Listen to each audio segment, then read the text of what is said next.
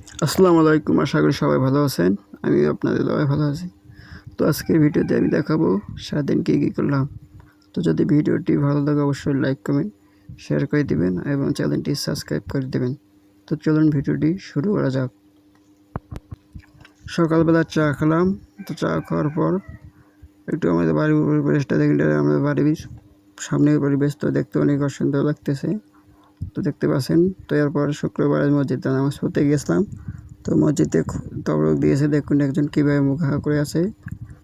তো দেখুন তবরক নেওয়ার জন্য মানুষ কীভাবে ঘোরাঘুরি করছে। তো এরপর আমরা বাইরে আসলাম, দেখুন কীভাবে তবরক নিতেছে। তবরক নেওয়া শেষ হচ্ছে না এখনও।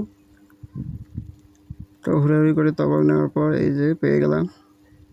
তো এরপর বাইরে আসলাম, বাইরে আসার পর দেখুন কীভাবে তবরক দেখাচ্ছে।